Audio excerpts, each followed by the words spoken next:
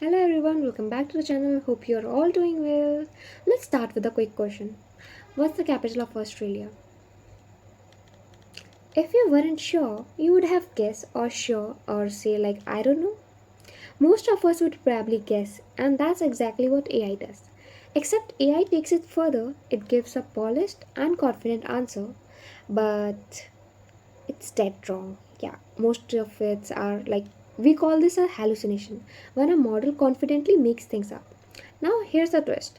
A brand new 2025 paper from OpenAI and Georgia Tech argues that hallucinations aren't mysterious at all. They are the results of how we train model and more importantly how we grade AI. They says we get what we grade for, change the grading, change the behavior. So today, let's unpack this paper and see why hallucination happens and how changing our test might finally solve them. Let's get into it. So the paper starts with a simple analogy. Language models are like students taking exams. When they don't know the answer, instead of saying nothing, they guess. Like as you all do in the AKTU paper, when we don't know the answer, we don't leave it blank. We will just frame a diplomatic answers. So hallucinations are just guesses that sounds correct but are wrong. Yes.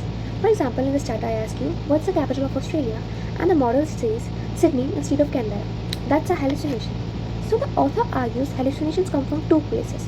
One is from pre-training and another is from post-training. Pre-training is the statistical process itself making errors inevitable. And the post-training is the way we create models reward bluffing instead of honesty. Like we are rewarding for making them bluff instead of making them give honest replies. Hallucinations are overconfident also.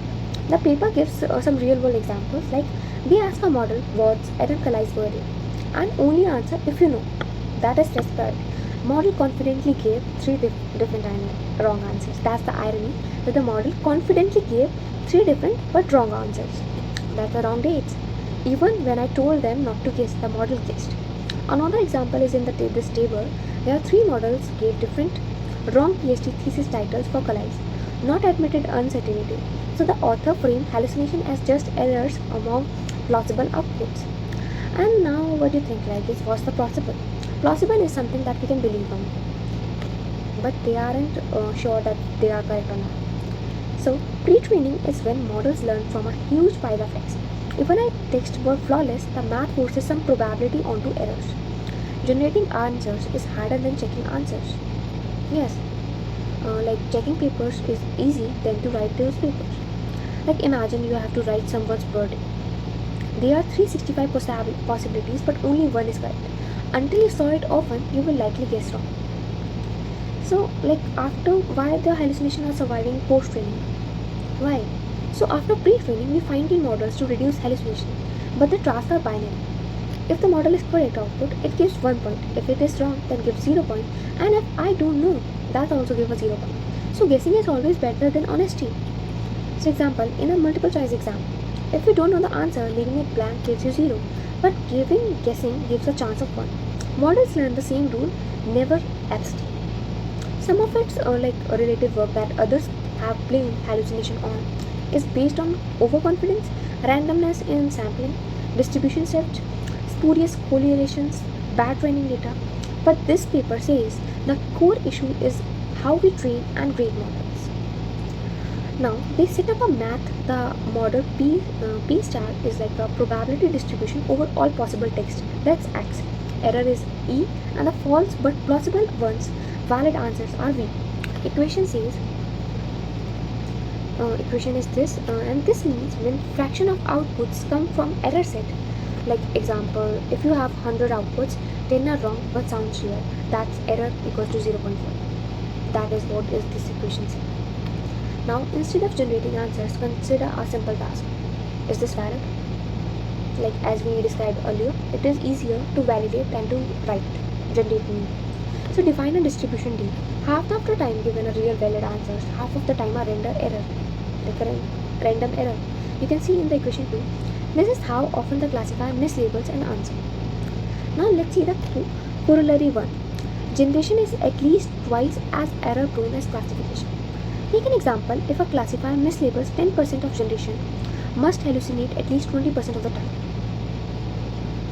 Now here is the calibration part. You can see in the figure for GPT-4. Left is the pre-trained model, well calibrated. If it says 70% sure, its right says 70%, and the ECA is 0.0017. On the right, after the RL, the PPO model, overconfident says 90% sure, but right only 60%. That says ECA is 0.074. That's why less sure. So post-training models, the models sound more confident without having more accuracies. Like it's like a exam, it's like a student who sounds sure but still gets wrong. Like you are an overconfident child and you are giving all wrong answers, but you are confident. Now include some prompts. Each example is a pair. Like C and R, these are prompts and responses. For each prompt, we have VCs, that's valid answers, and ECs for error. Theorem 1 is like same stories, errors are inevitable, and errors with context. Let's take an example. A birthday prompt has one right answer. Obviously, you would have one birthday date and 364 wrong answers. Even a calibrated model must put mass over wrong. That's what it says. Now, what's the error factor for base model? Some facts like birthdays have no patterns. They introduce the singleton rate. This is the fraction of prompts seen only once. Now, theorem 2 says hallucination rate is greater than small corrections. Example, like if 20% of the birthdays appear only once in training, hallucination rate is at least 20%. That too is quite low. Now there are some poor models, like some architectures are too weak. Like you can see in theorem 3, there are some multiple choice. If the models can't separate the data, errors are guaranteed. Obviously, as you can see, old trigam models can tell her mind versus his mind, so they get 50% wrong. Like they are unable to differentiate between a girl and a boy mind. So there are 50% chances that they are getting the answers wrong.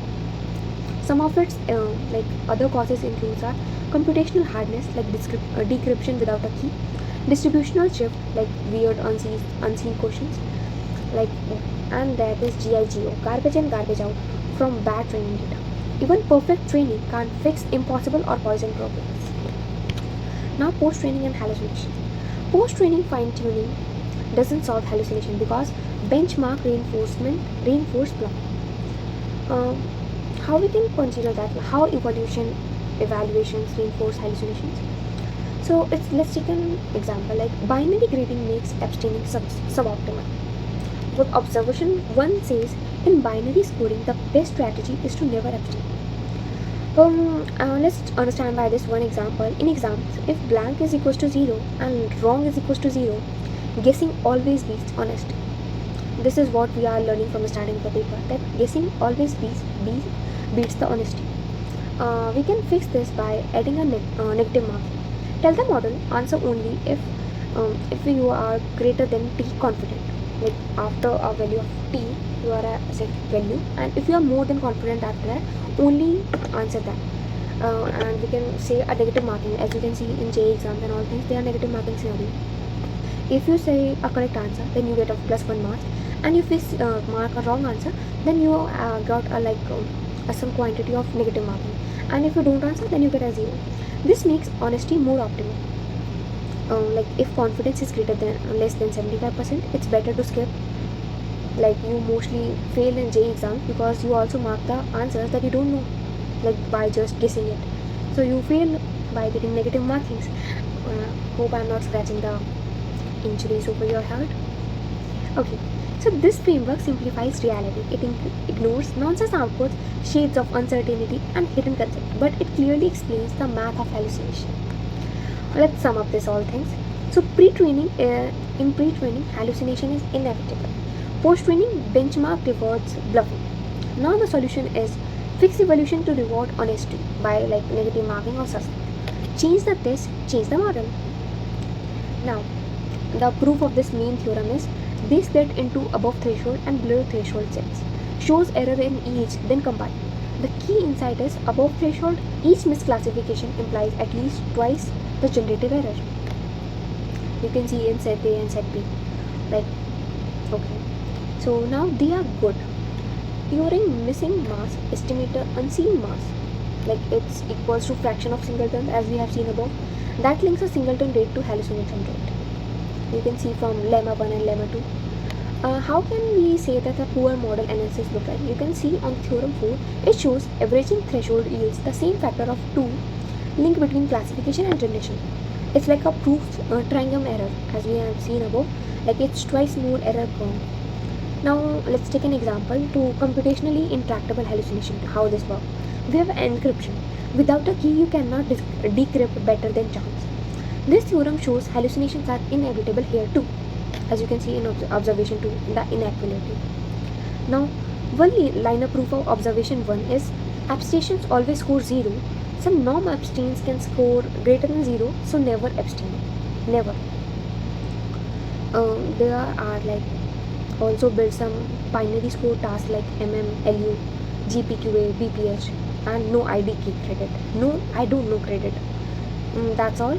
So I will just close this up. Hallucinations are not spooky glitches. They are predictable outcomes of statistics and incentives. If we keep pushing honesty models, we'll keep bluffing. But if we have fixed score, like if we set up fixed scoring, we can finally train models that say, I don't know, when they should. So we get what we grade for. That's what the like whole scenario of this paper from Georgia and the Georgia Tech and the Open Air. So hope you understand this paper, its some analogies and all the equations and all things. So bye bye. See you in the next video.